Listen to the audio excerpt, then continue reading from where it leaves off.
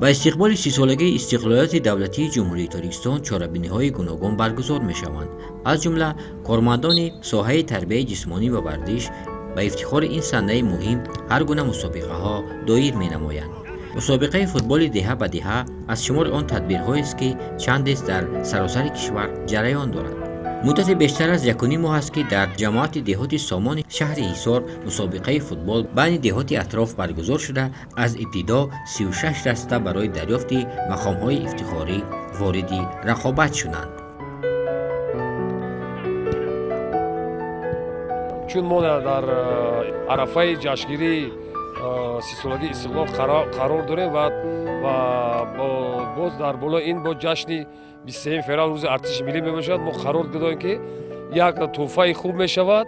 رقابت ها مسابقه محصول از 2 ینوار آغاز شده. امروز در عرفه یک فینال ما قرار داریم و امروز دسته لنگر با دسته دلیران مسابقه میگذرونند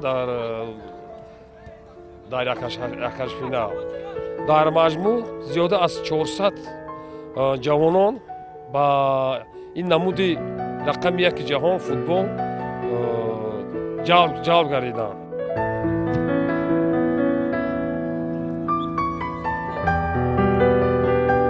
مسابقه با دستگیری بخش کار با جوانان و ورزش شهر حصار جماعت دهات سامان و صاحبکاران محلی برگزار شده. در آن در برابر اشتراک دسته ها از اطراف شهر حصار اینچنین دسته ها از ناحیه رودکی شهر دوشنبه اشتراک دارند.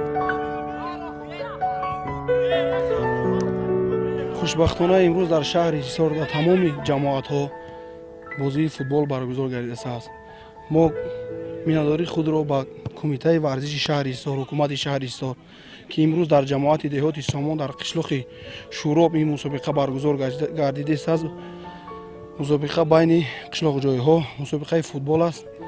مینداری خود را با جماعت سامان و قشلاق شوراب میرسونیم و اون شخصانی که در اینجا مسابقه را برگزار گرداندند مینداری خود را میرسونیم.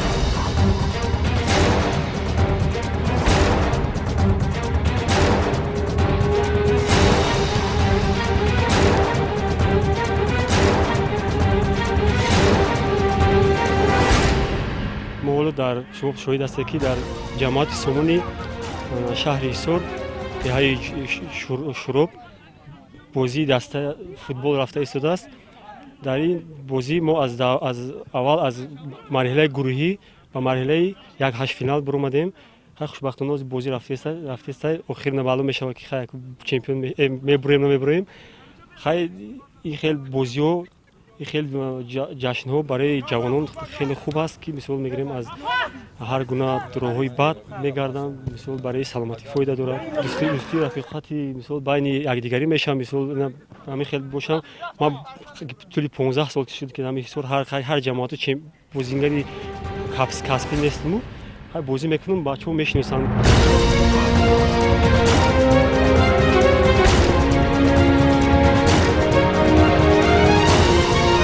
پرویز سعیدوف بازیگر دسته گلخانی شهر حصار می باشد. دسته آنها در اکثر مسابقه ها پیروزی به دست آورده به دور 8 نهایی برآمده است. رقابت ها زیاده است. در یک گروپ زیاده از 9 کمانده بود. ما قریب در همه آن غالب آمده بودیم. مگر از یک باخت دیگر 7 بازی دیگر در غالب آمده بودیم. قربانعلی عارفوف نیز در دسته گلخانی بازی میکند.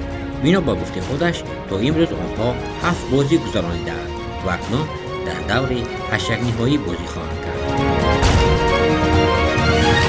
7 بازی کردیم. 7 کمانداختی بازی کردیم. 7 دیگه قدیده. هر جماعت هستند. یا جماعت سومون نیست. جماعت ما جماعت شهرک حصار هستیم. قلعه حصار. 7 بازی کردیم بعد با یک فینال برو. بازی‌ها خیلی شد. خرید 2 ماه شد رفته است. هوا خیلی سرد بود. خیلی بازی می‌کردیم اونجا. بسیار خوب می‌گذشت بازی‌ها. 7 بازی کردیم. 1 تا باخت داریم. 2 تا مساوی کردیم. مختیمانش بریدیم. پرویز با حیث حمله‌ور در دسته گلخانی بازی می‌کند. بسیار میخواهد که دسته آنها در این مسابقه غالب آید، اما بازی های بعدی خیلی دشوار خواهند بود. بازی امروزه خیلی شفاف بود. داوران کاری خود رو کردن. ما در این بازی غالب اومدیم. ما نقشه داریم که در بازی های آینده نیز غالب بشیم.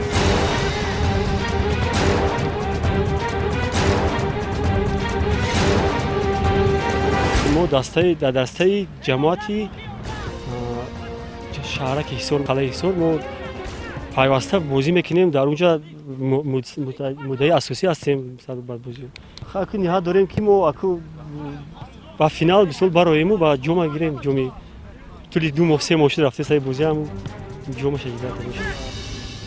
ساکن جماعت دهات سامان شهر حصار شمس‌الله زیدوف بیش از 60 سال عمر دارد. او به تماشای بازی فوتبال به اینجا آمده است. تبره میگوید وی از خورده به این بازی شوق داشته قبلا فوتبال بازی هم میکرده است.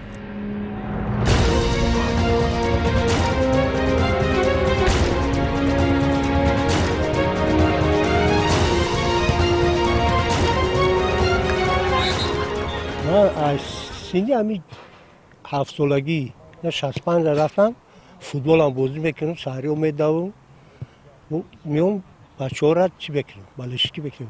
بازی هاشون بازی خوب به جنگزور رفته سوید همش سال نقل شکرانه هم استقلالیت بکنه که بود دائمی خیلی جاها بچه ها اینا چی کسادی هم فوتبال بازی کسادی هم هر خیلی چیزی مثل کارا بیداگی میان تماشا میکنن اگر میرن صورت شورا پیش میکنن. علاقه ما میدونیم که پدر و مادرها که بچه های ما به همین استادیوم اومده تماشا کرده و ورزش کرده است.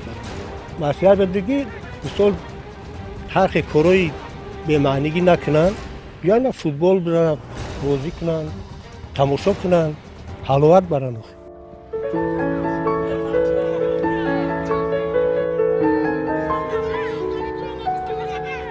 به گفت شاهدان تا سال گذشته ساکنان جماعت دهات سامان این گونه ورزشگاه نداشتند. با دستگیری صاحبکاران محلی و کمک ساکنان چند پیش این ورزشگاه را ساختند و باری اول در ورزشگاه نو مسابقه فوتبال تشکیل نمودند.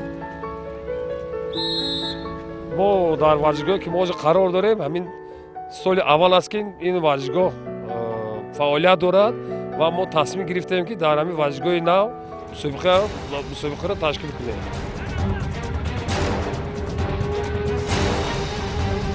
همه با همین سال کاری که استادیوم نکرده‌ای مثل این فوتبال رو تشکیل کردیم رحمت میگیم چی بگیم دیگه در گفت چی نمیگه هم زمینای پخته داوز چیزو درش قدم خیلی بود.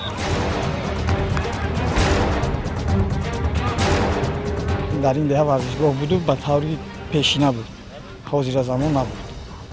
ما خیلی خرسندیم از این تشکیل کنندگان این بازی و مینداری خود را با این تشکیل کنندگان این بازی میرسونیم که چنین مسابقه ها را تشکیل میکنن. ما اومده از دهه‌های دوردست بازی میکنیم.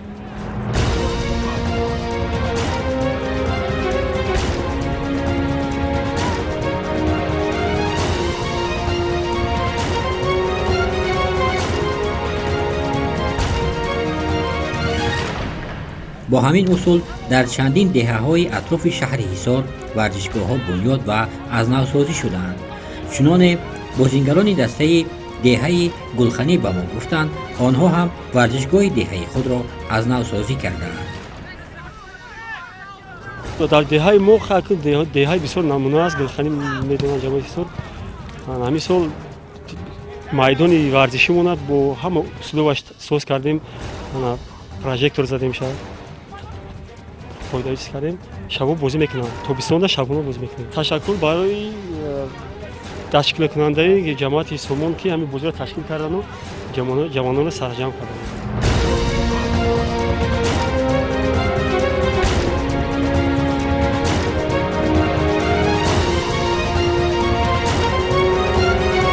قناعتچی آرزویوف سرداور این مسابقه است. بازی ها خیلی خوب صورت گرفته ایستادند میگوید او. توسط این گونه چاره‌بینی‌ها نسل نورست و جوانان از عملهای ناشایسته دور شده رو به ورزش می‌آورند. سالگی استقلال جمهوری تاجیکستان ما تصمیم گرفتیم که همین مسابقه مذکور رو تأسیس دهیم. در این مسابقه که ما تشکیل کردیم از 36 دسته عبارت بوده. دسته ها از شهر ایسار، از ناحیه رودکی و شهر دوشنبه آمده در این مسابقه اشتراک کرده هستند. همگان میدونند که در عرفه بهار خب مسابقه را ما تشکیل کردیم که همین جوانان بیکار نشینند و در مسابقه فوتبال اشتراک نمایند. مسابقه را با دستگیری مقامات اجرایی شهر ایسار، بخش کار با جوانان و ورزش شهر ایسار، رهبریت جماعت دهات سامان و صاحبکاران همین دهه دستگیری کرده ما مسابقه را برگزار کردیم.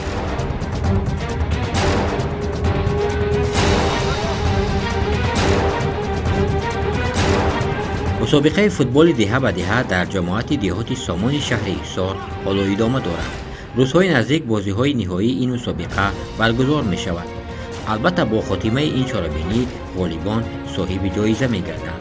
به اندیشه متصدیان چاره‌بینی این گونه تدبیرها برای عمومیت ورزش در جامعه تربیت نسل سالم اهمیتی کلان دارد.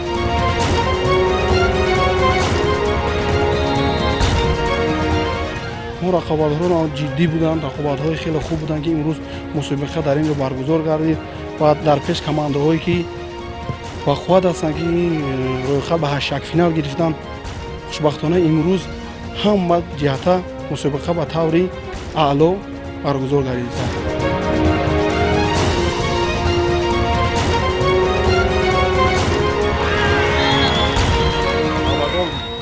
بدانند که بعد از که در دهه لطف‌خورک مسابقه فوتبال دهه به دهه شده گذشت، در اونجا از دهه شو غالب مسابقه اعلان شد.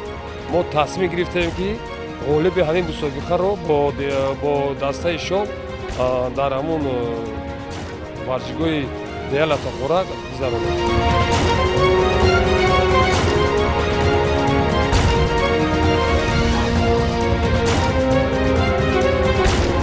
در آینده نقشه داریم که بگذار همین مسابقه‌های فوتبال برگزار گردان گیرد و